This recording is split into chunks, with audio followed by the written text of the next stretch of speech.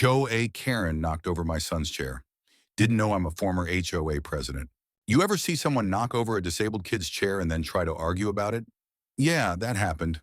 To my son, right in front of me, in broad daylight, on a Sunday morning. And here's the kicker, she did it in the name of homeowners standards. Let me back up a sec. My name's Reggie.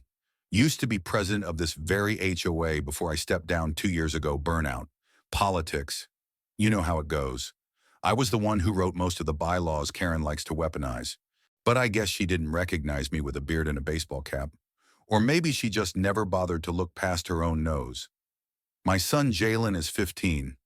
Bright, kind, into robotics. And yeah, he's got cerebral palsy. He uses a modified adaptive lawn chair to sit with us on the front walk.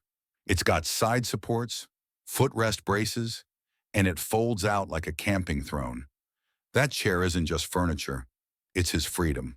His way to watch the world, greet neighbors, sip iced tea with his dad on warm evenings. Last weekend, we were setting up for a little cookout. Nothing wild, just some ribs, cornbread, couple of friends coming over.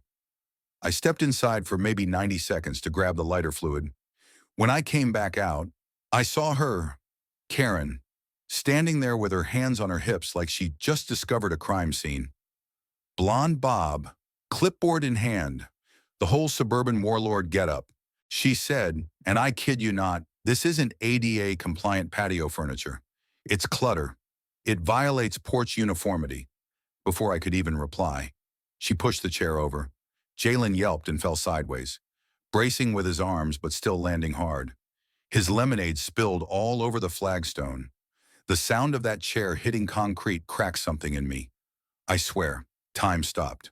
I walked forward so slowly, I think even the birds went silent. Karen didn't even help him up. She just started jotting something on her clipboard. I didn't yell, not at first. I helped Jalen back up, checked him for scrapes, whispered, "You good, champ?"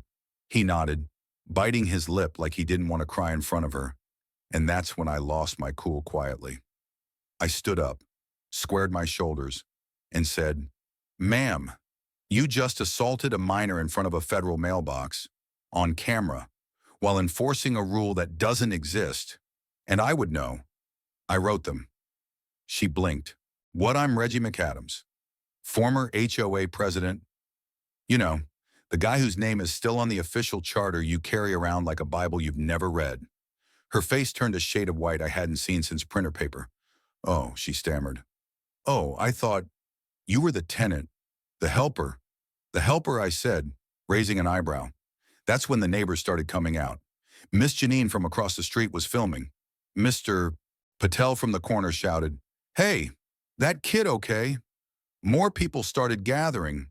Karen backed up like she just realized she was on the wrong side of a bear trap.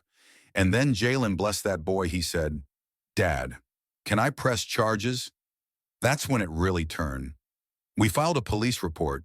Turns out, the whole thing was caught on a ring cam 2 doors down. She tried to claim she tripped, but the video showed otherwise clear, deliberate push, no stumble, no excuse.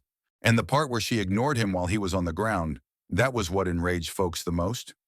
By Tuesday, her name was on Nextdoor. By Thursday, the mayor's office called to check on community tensions. By Saturday, the HOA board called an emergency meeting to apologize. Apparently, they'd gotten 47 emails from residents demanding she be removed from her enforcement assistant post, a title she made up herself.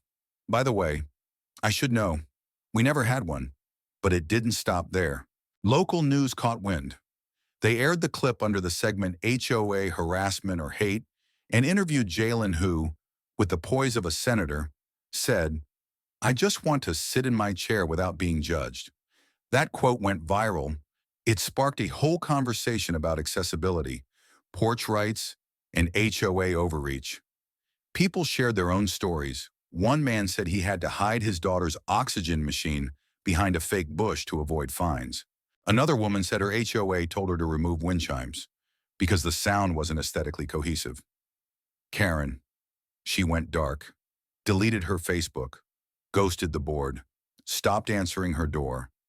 But the damage was done. She became the face of everything wrong with weaponized neighborhood politics. Even her real estate license got reviewed after a formal complaint cited bias behavior impacting fair housing perception. Here's the irony, though. I wasn't going to run for anything again. Swore I was done with it. But after what happened, folks asked me to come back. Not as president, but as advisor. Jalen helped me write a proposal called the Porch Peace Plan. We pushed for clearer accessibility language, a cap on unsolicited enforcement actions, and mandatory de-escalation training for all board members. It passed, unanimously.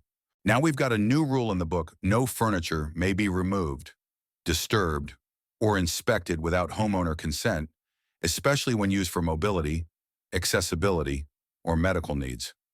We even got city approval to post those terms as part of a Community Respect Act that other HOAs are now adopting. So yeah, Karen knocked over my son's chair. She also knocked over the illusion that these petty rules are harmless. And in doing so, she gave us a reason to rebuild better, stronger, more human. Funny how karma doesn't knock, it shoves back. What do you think was Karen enforcing order or abusing power? Should HOAs have more oversight? Or are stories like this just outliers? Drop your take in the comments. Let's talk about what real community looks like. The end.